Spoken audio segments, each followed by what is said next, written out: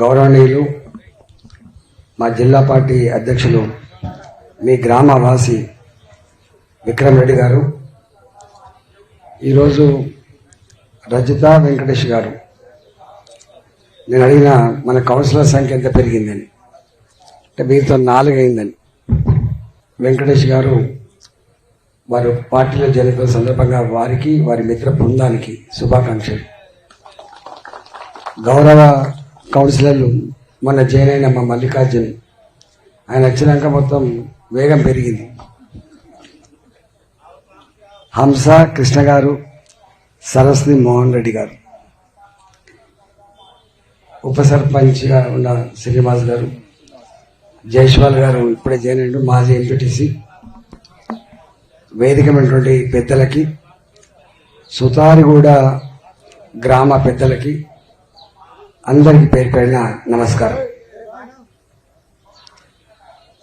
విక్రమ్ రెడ్డి గారు చాలా విషయాలు చెప్పి 2 మాటలు చెప్పిపోతా. ఒకటి, దేశమంతా సుతారిగూడ ఎట్లయితే ఐక్యంగా మీరే పిలుచుకొని అనేక కారణాలున్నాయి, వాటి జోలికి పోతే గంట సేపు అవుతుంది. కానీ ఒక్కటి మీకు గుర్తు చేసిపోతానండి. ఒకనాడు ఈ దేశంలో అనేక పార్టీలు, అనేక మంది ముఖ్యమంత్రులు, అనేక మంది ప్రధానమంత్రులు వచ్చారు. కానీ పేదవాళ్ళకి ఇది చేయాలన్నటువంటి సంకల్పంలో మాటలు చెప్పింది తప్ప చేతలు కాలేదు. చాలామంది ఏమనుకుంటారంటే ఇక్కడ ఉన్న గవర్నమెంటే అన్ని పనులు చేస్తానని అనుకుంటాం, ఇక్కడున్న గవర్నమెంటే అన్ని పనులు చేస్తా అనుకుంటాం. కానీ ఇక్కడున్న గవర్నమెంటే అన్ని పనులు చేయదు. ఇవాళ మనం ఇల్లు కావాలి, సొంత ఇంటి కళ కోసం ఎన్నో సంవత్సరాలు ఆశపడతా ఉంటాం. కూలి చేసుకునే వాళ్ళు సొంతంగా హైదరాబాద్లో జాగా కొనుక్కొని ఇల్లు కట్టుకోవాలంటే జీవితాంతం ఒక తరం కష్టపడ్డా కూడా కాదు.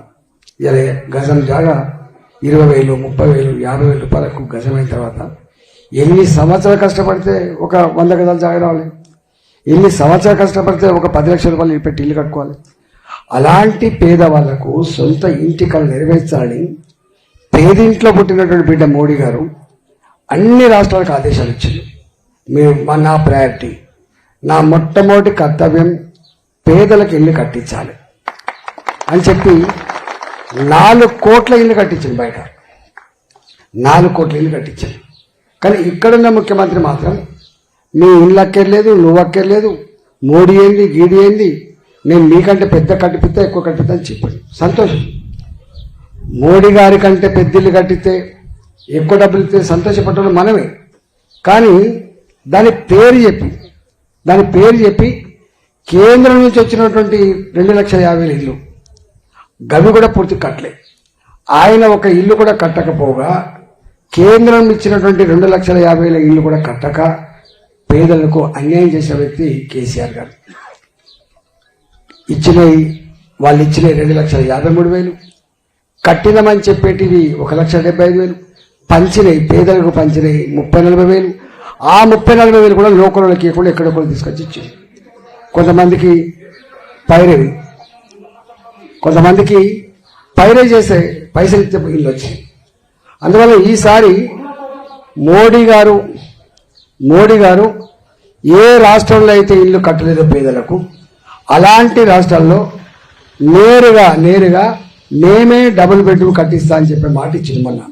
రేపు మీకు పేదలకి, ఇవాళ ఇదంటే హైదరాబాద్ అంటేనేమో ఉన్న వాళ్ళు ఉంటారు, లేని వాళ్ళు ఉంటారు, అందరు ఉన్న వాళ్ళు ఉండరు, అందరు బంగ్లాలు ఉండవు. కాబట్టి పేదవాళ్లకు రేపు ఇండ్లు కట్టించే జిమ్మెదార్ రేపు మోడీ గారి ప్రభుత్వంలో మాకే ఉంటుందని చెప్పి మీకు మనవి చేస్తున్నాం.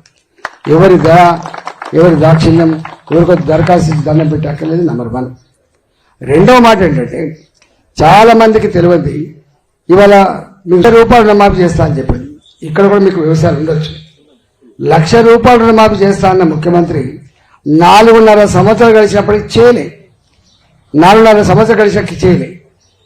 ఇప్పుడు ఆపరేషన్ లేకుండానే మోకాళ్లకు ప్లాస్మా ట్రీట్మెంట్, మీ ఆర్థోపెటిక్ సమస్యలన్నిటికీ రోబోటిక్ టెక్నాలజీ ద్వారా తక్కువ ఖర్చుతో శాశ్వత పరిష్కారం. ఫ్రీ కన్సల్టేషన్, ప్రతి ట్రీట్మెంట్ పై 20% డిస్కౌంట్.